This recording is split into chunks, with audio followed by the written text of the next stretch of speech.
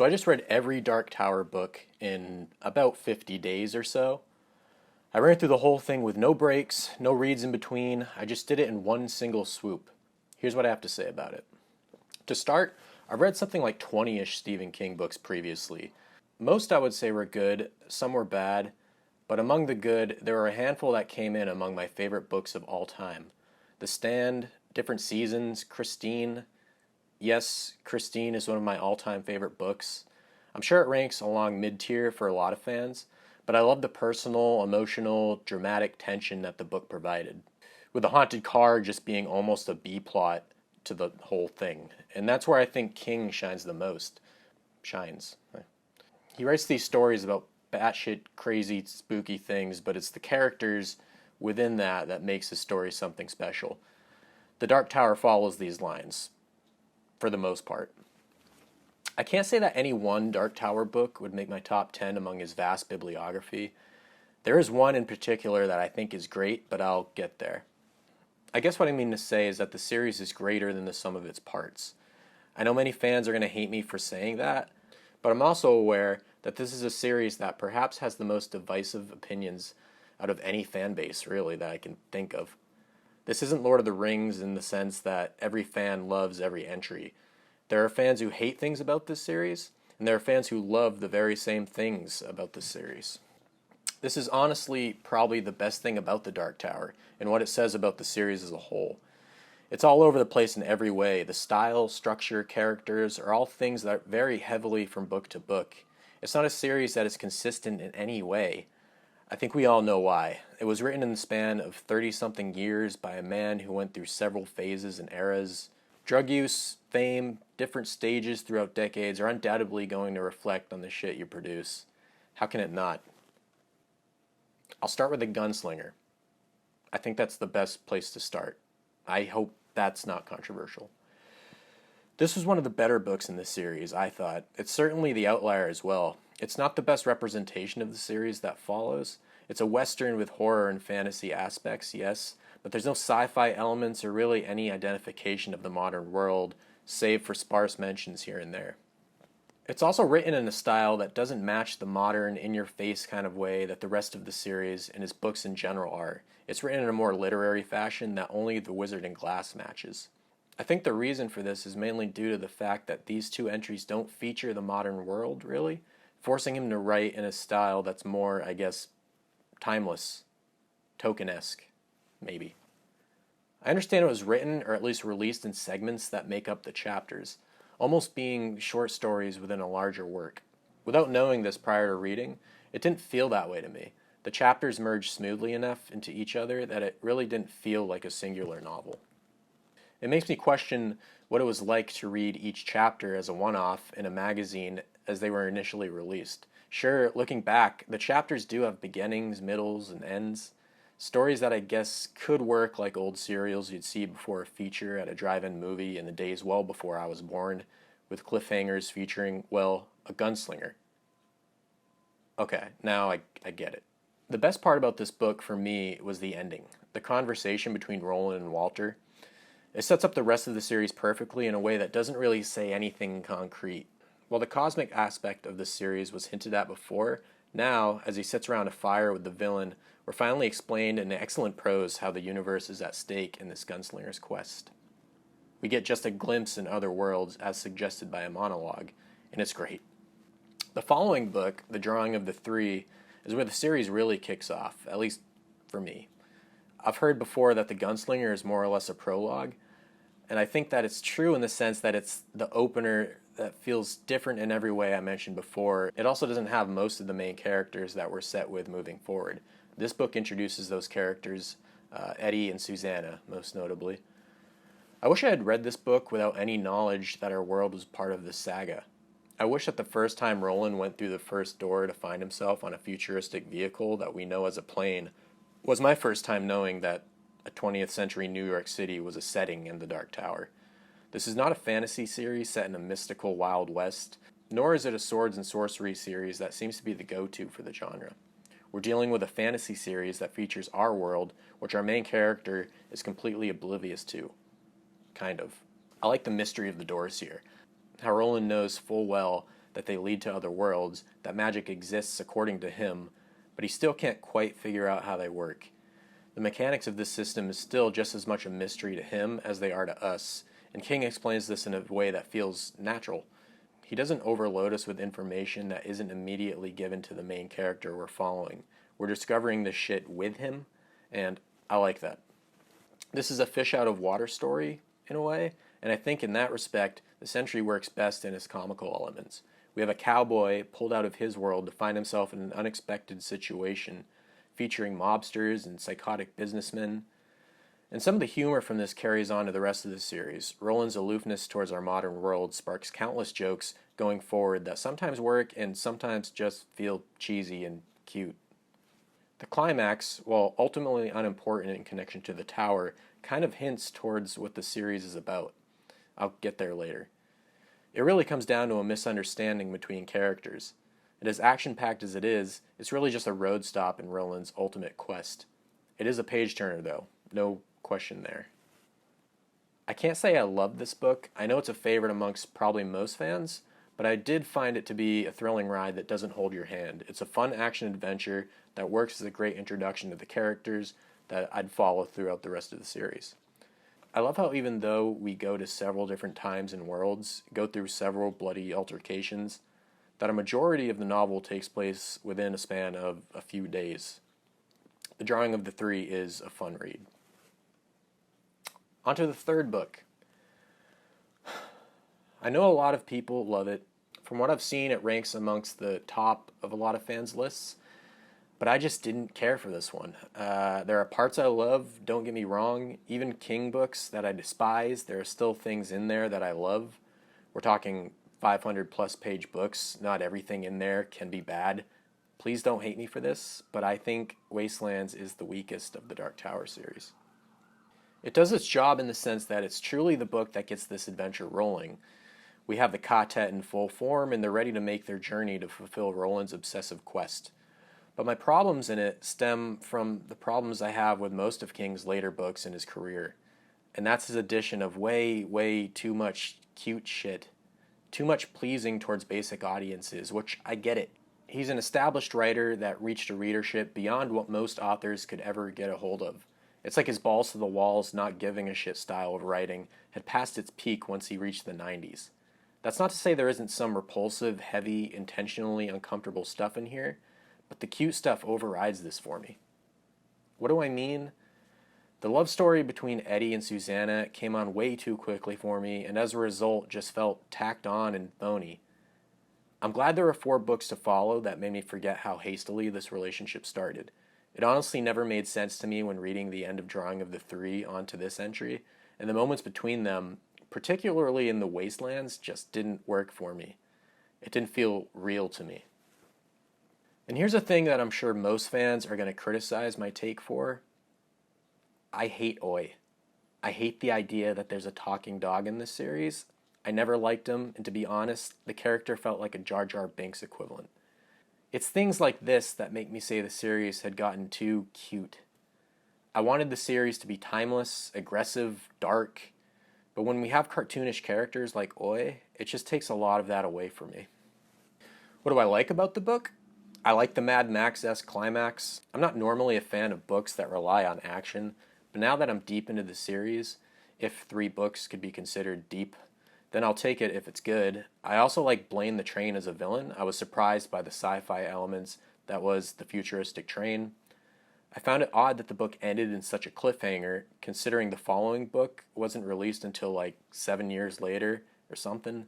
But hey, I read these all in one go, so that was never a problem for me. I simply picked up the next one immediately after finishing Wastelands. And that's where we get to, well, the next one. The 4th Dark Tower book, Wizard and Glass, is by a pretty good margin my favorite book in the series. I'm certain that it garners a mixed reaction to fans simply by the fact that almost the entire thing is a prequel. It's probably like 90% Roland's backstory, why he feels the way he does, why he is the man that he is. It's an origin story that I feel most writers would put as a spin-off or just lay apart from the main series as a whole.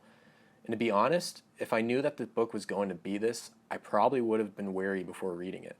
There were even moments in the book when I was sure it would come back to the main timeline, the quest for the Dark Tower, but King didn't do that, really. He told the story in full with no true breaks that I can remember, and it resulted in what I think is the best entry in the Dark Tower. To begin with, I didn't necessarily care about Roland's backstory when reading the previous books. I was curious about the events leading up to the Gunslinger because it was so mysterious and frankly unsaid, but if I was told that we would get a book chronicling 600 pages, I probably would have rolled my eyes. Although it wouldn't have mattered, I purchased every book anyway before and would have completed the series whether I liked them or not. Just saying. What I think I like about Wizard and Glass the most is how timeless the story feels. It doesn't have any of the cute shit that I mentioned previously, at least within the main tale that encompasses most of the book. It's dark, uncomfortable, tragic, but still somehow feels home in the Dark Tower saga. It also features perhaps my favorite villain in any of the books, Ray of the Coos. She's revolting. Truly a great character that has an arc of her own, even if that arc is pure decay and evil. Aside from the pure fantasy period piece setting, this book feels to me like early Stephen King. The Stephen King I love and can't escape, whether it's from the turning of the pages or the occupations of my mind. I would probably put this book up there with any of Stephen King's great novels, honestly. In terms of how it connects structurally to the Dark Tower books, I like how it wrapped up the Blaine problem pretty quickly and jumped right into what the book really had to say. And when the prequel segment was over, we get back to the weird stuff that the series has already established. I'm talking about The Wizard of Oz. Though I didn't read the series as it was being published, I was born in 1993, so there were already 3 books out there. I didn't start reading King until well after the series was concluded. I was aware of the publication dates as I was reading them. I do like to know when the book was written before I read it. Maybe it's because it'll help me with the context, or maybe it's because I'm just a nosy prick. I don't know. So I was aware that the next entry, Wolves of the Calla, was written 6 years after Wizard and Glass. Published. I have no idea when he started writing it, but I do know that Stephen King writes fast. I also know that King suffered a major injury after being hit by a van in 1999, and oh boy, am I glad I knew this. Not only does it explain his hasty 3-book conclusion to the Dark Tower, but it is a major event that plays into the series going forward. Maybe not Wolves of Calla so much, but definitely the following book. We'll get there. So, Wolves of the Calla. I like this one. I liked it quite a bit. I do find it strange that this book is almost like a roadblock in the quest, especially coming off the roadblock that was the previous entry, Wizard and Glass. But now that I knew a break in the story didn't translate to being a bad read, I didn't care.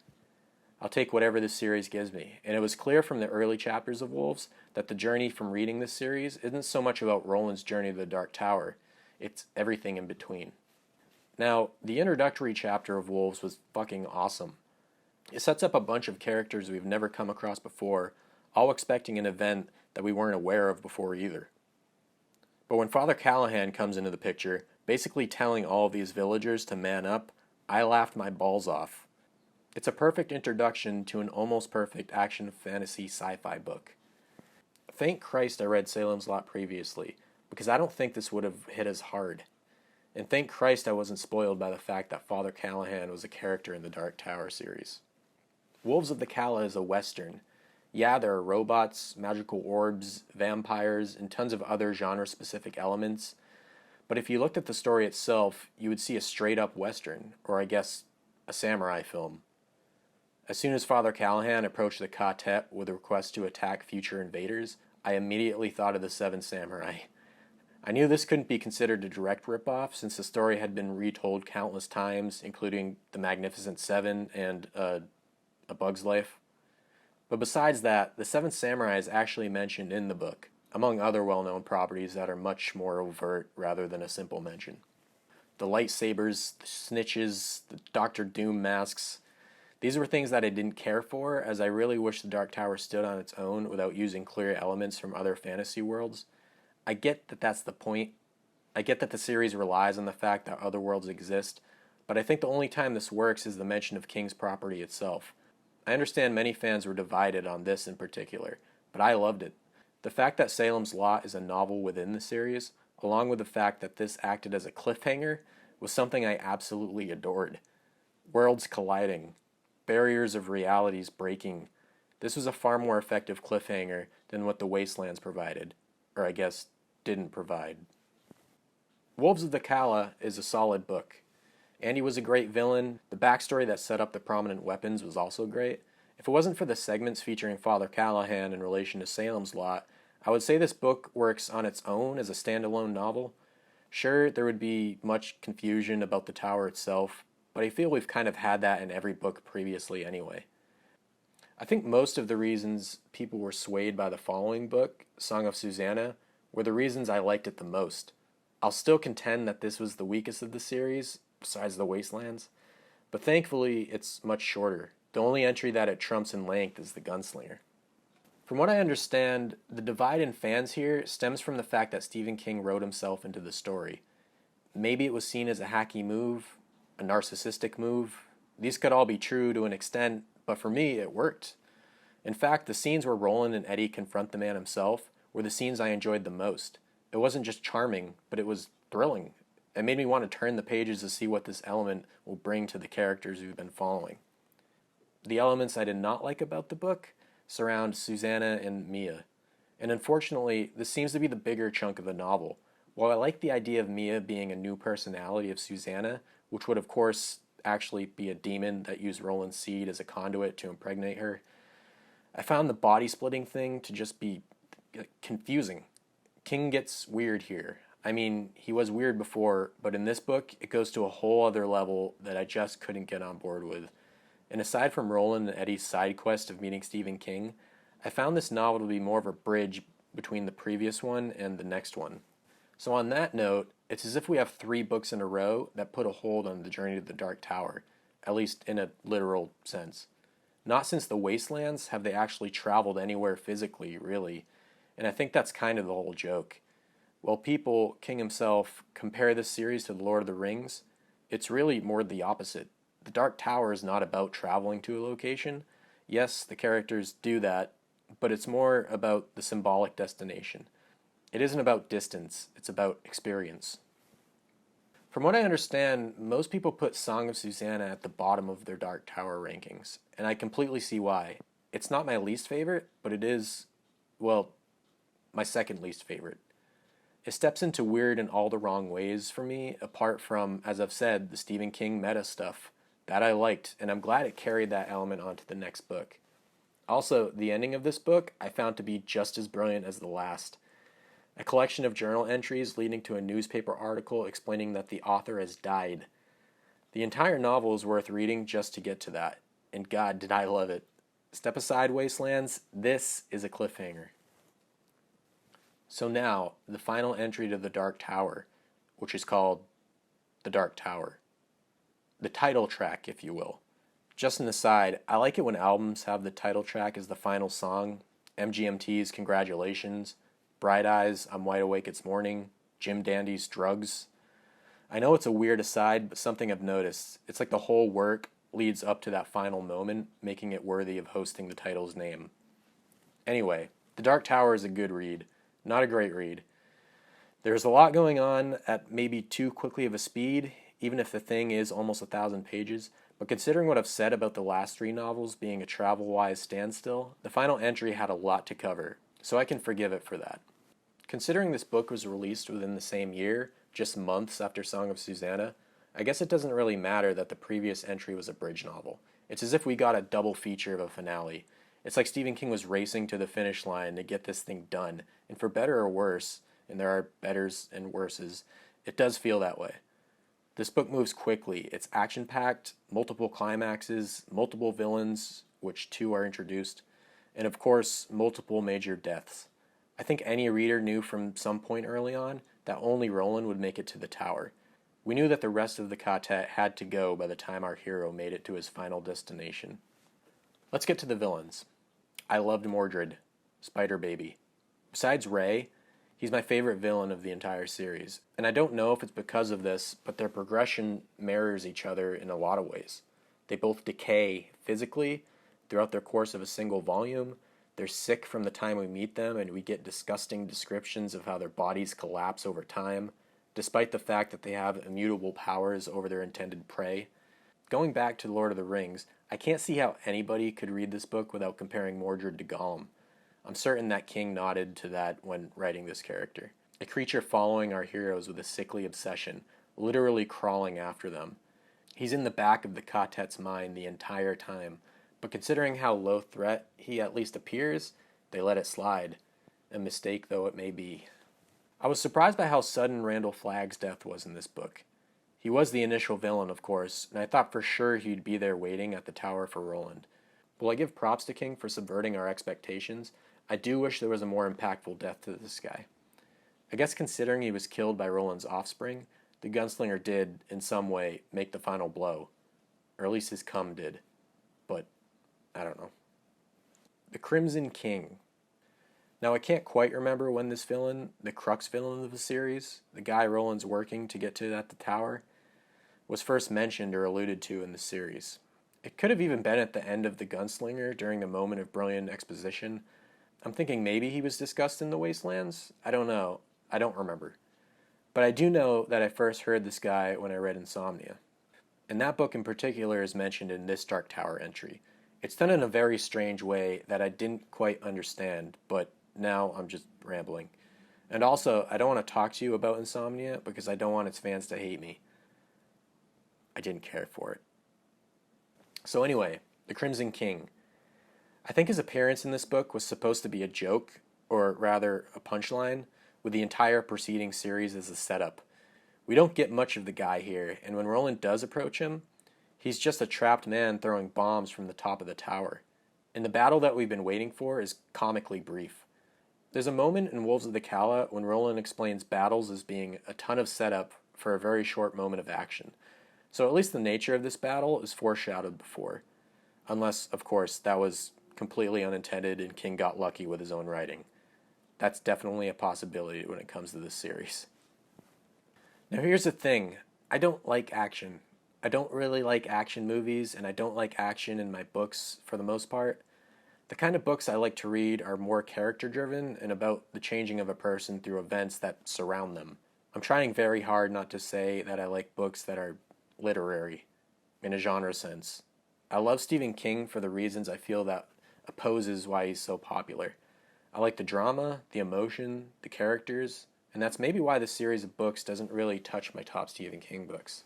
But since I was so invested in what this series had to offer, I was expecting a satisfying battle with the villain we've been waiting for, his final barrier towards the Dark Tower that we've been waiting to get to. But instead, we get a quick stalemate that's ended by perhaps the most lame solution that could have been written from a character that was just introduced a few hundred pages prior. I know that the term Deus Ex Machina was mentioned previously in the series, so I assume that was foreshadowing to the finale. I was expecting that. But what we got was just the worst version of that. This kid that we don't even really know about draws a picture of the Crimson King and erases him. And that solves the problem. I don't know, man. I just didn't like it. It felt lazy. Like cheap. What other adjectives could I use? Bad. The only thing worse than this climax is the epilogue. And I mean the epilogue before the coda. I mean the segment where Susanna meets up with Eddie and Jake, who are somehow brothers now. And this is that cute shit that I was talking about that just never worked for me. I don't like it, but I get why people would. Now the coda, epilogue part 2, if you will, was fucking great. In fact, it redeemed the last 200 or so pages for me. What Roland finds inside the tower and what it means for the series as a whole was incredible. Thought-provoking, emotional, terrifying. This is horror. The last few paragraphs harken back to what King is best known for, I think. The genre that put him on the map. The ending, the very ending, was in my mind brilliant. Thank God. I'll admit, I haven't read a lot of fantasy series. It's not my go-to. I've read The Lord of the Rings. This is not The Lord of the Rings. It's not consistent, it's not brilliant with prose, it's not timeless, but it is a fun read and has its own merits. Probably merits that work based off of those things I just said. Though I didn't love it, the end of each entry made me want to open the pages of the next book immediately. And when it comes to entertainment, can a creator really ask for anything more from his audience? As I've said, the Dark Tower series, for me, is better than the sum of its parts. There isn't one book that I'd put amongst even King's best. Like I said, Wizard and Glass may be an exception. But looking back at the series as a whole, it's quite a ride and something I'll be thinking about for a long time. I've heard rumors that Mike Flanagan was signed on to create a television series of The Dark Tower. I feel like I'm in the minority of fans who do not want this series to be adapted, and I say that as a huge Mike Flanagan fan.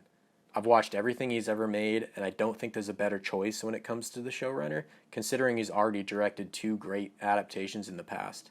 This is not a statement about Flanagan. This is a statement about adapting a series that, to me, feels unadaptable.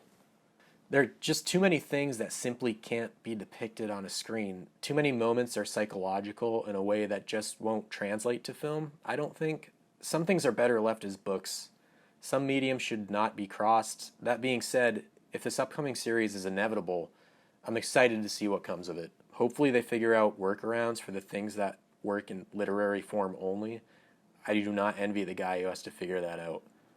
So do I recommend The Dark Tower? That really depends on a lot of factors. I would say that if you've never read a King book, this series is not a good place to start. If you're looking to get into fantasy, this book is not a good place to start. Take that with a grain of salt, as, like I've said, I'm not much of a fantasy guy to begin with. But if you've read King before, and you know his style and are into that, then give the series a try. Or if you're just looking to get sucked into a big world of weird, it might also be for you. You'll have fun reading it, even if the frustrating moments spring up pretty frequently. That's just a part of the gamble you're taking with reading 7 long-ass books written over the span of a few decades. But I know I certainly enjoyed it. And if you're going to read something before, I'd say Salem's Lot and The Stand are the most crucial and shed light onto some things throughout the series that you might be murky on having not read them. I think that's all I have to say. Thank you for watching. Let me know if I'm completely out of line here, or if you have reading suggestions, or if you agree, I guess. I don't know. Maybe don't comment at all. Regardless, thank you.